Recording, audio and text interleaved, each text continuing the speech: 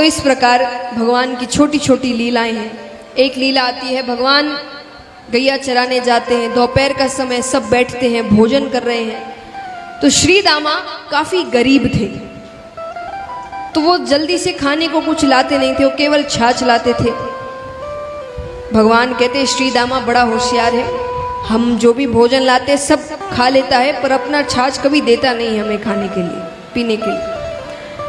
अब वो श्री दामा क्यों नहीं देता? श्री दामा सोचे कि कन्हैया इतना धनवान है, नित नए नए पकवान यशोदा मैया उसके लिए भेजती है, छाछ जैसी साधारण चीज का स्वाद लेने दूं मैं उसको, तो वो कभी भी नहीं देती थी। भगवान कहते आज तो मैं लेकर रहूंगा। भगवान ने ऐसा कहा तो डर के मारे श्री दामा ने अपनी छाछ जल्दी जल्दी पी ली। और जल्दी जल्दी के चक्कर में थोड़ी सी छाछ यहाँ गिर गई। भगवान उसको अपने मुख से चाटते हैं। ये दृश्य ब्रह्मा जी देखते हैं। ब्रह्मा जी ने कहा ये भगवान नहीं हो सकते, ग्वालों की जूठन खा रहे हैं। तो भोजन करने के बाद सब सो गए।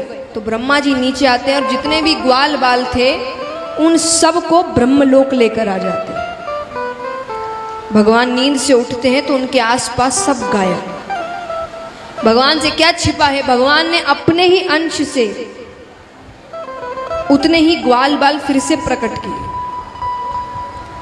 अब कुछ समय बाद ब्रह्मा जी फिर तो भूल गए, वो ब्रह्मा जी फिर आते हैं कि देखूं क्या हाल चाल है। जाकर देखते तो सब कुछ वैसा का वैसा।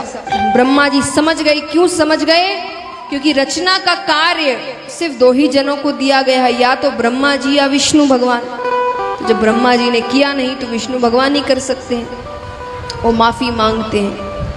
भगवान कहते हैं मैं हर पाप के लिए क्षमा कर सकता हूँ, लेकिन कोई मुझे मेरे भक्तों से दूर कर दे मैं क्षमा नहीं करता। तब ब्रह्मा जी ने उनके लिए एक स्तुति करी, जिसे सुनकर वो प्रसन्न होते हैं, ब्रह्मा जी को माफ करते हैं।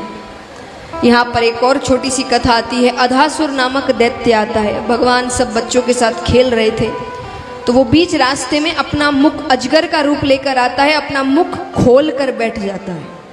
तो दूर से कोई आए तो उसको दिखने में लगे कि कोई गुफा है। तो बच्चे खेलते खेलते खेलते गुफा के अंदर चले गए। भगवान भी गए हैं। अब अंदर अंधेरा है। भगवान ने अंधेरे का फायदा उठाया, अपना आकार बढ़ाते हैं। बढ़ते बढ़ते भगवान उसके पेट को फाड़ते हुए निकल जाते हैं। उसकी मृत्यु हो गई। बच्चों को कुछ पता ही नहीं चला, वो खेलते खेलते फिर बाहर आ गए। इस कथा से सीख मिलती है कि अधासुर यानी संसार, संसार में भगवान को